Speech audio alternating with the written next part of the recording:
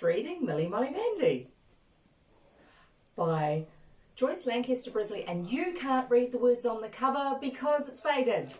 Thank you, Anita. Chapter 1. Milly-Molly-Mandy writes letters. Once upon a time, Milly-Molly-Mandy heard the postman's knock, bang, bang, on the front door.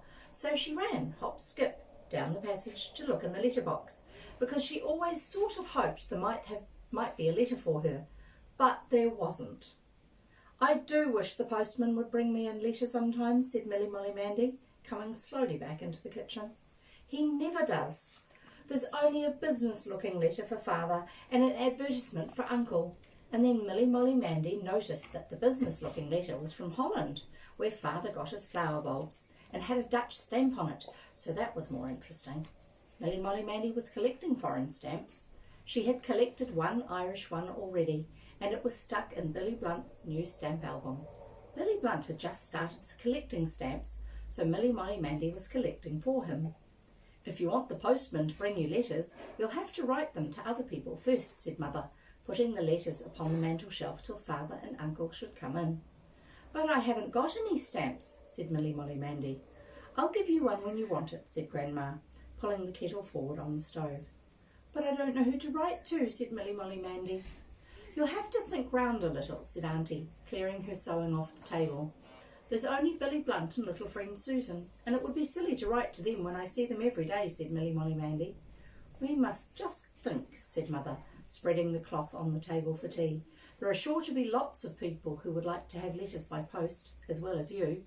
Milly-Molly-Mandy hadn't thought of that. Do you suppose they'd run like anything to the letterbox because they thought there might be a letter from me, she said. What fun! I've got the fancy notepaper that Auntie gave me at Christmas. They'll like that, won't they? Who can I write to? And then she helped to lay the table and made a piece of toast at the fire for Grandma, and presently Father and Uncle and Grandpa came in to tea. And Milly-Molly-Mandy was given the Dutch stamp of Father's letter.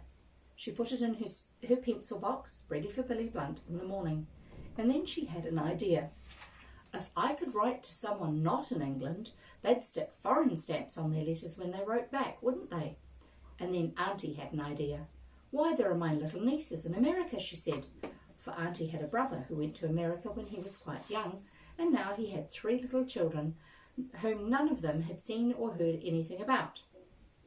For Tom, as Auntie called him, wasn't a very good letter writer and only wrote to her sometimes at Christmas. Oh, yes, said Milly-Molly-Mandy, and I don't believe Billy Blunt has an American stamp yet. What are their names, Auntie? I forget. Sally and Lally, said Auntie, and the boy is called Tom after my brother, but they call him Buddy.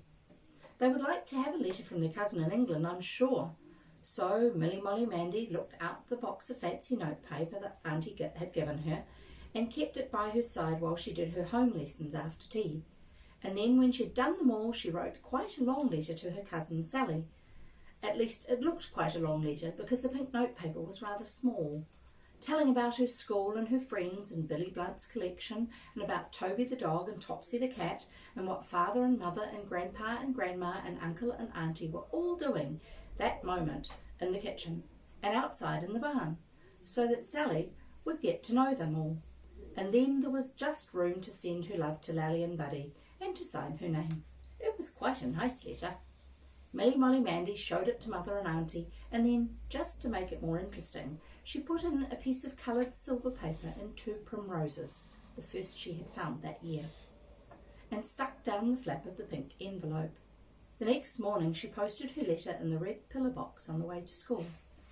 Little friend Susan was quite interested when she showed her the address, and then she tried to forget all about it, because she knew it would take a long while to get there, and a longer while still for an answering letter to come back.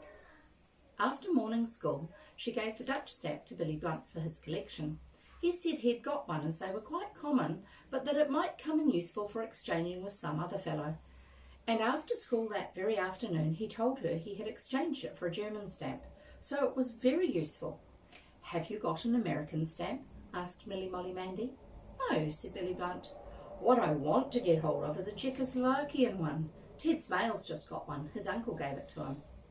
Milly-Molly-Mandy didn't think she could ever collect such a stamp as that for Billy Blunt, but she was glad he hadn't got an American one yet.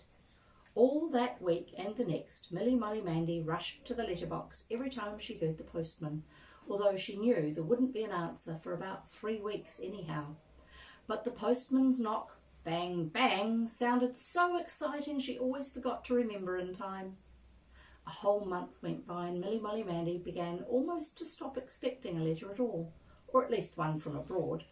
And then one day she came home after school a bit later than usual because she and little friend Susan had been picking wildflowers and primroses under a hedge, very excited to think spring had really come. But when she did get in, what do you think she found waiting for her on her plate at the table? Why, 3 letters just come by post. One from Sally, one from Lally, and one from Buddy. They were so pleased to be at having a letter from England that they had all written back, hoping she would write again. And they sent some snapshots of themselves, and Buddy enclosed a Japanese stamp for Billy Blunt's collection.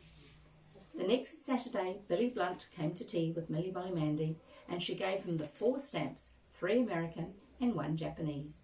And though he said they were not really valuable ones, he was pleased as anything to have them.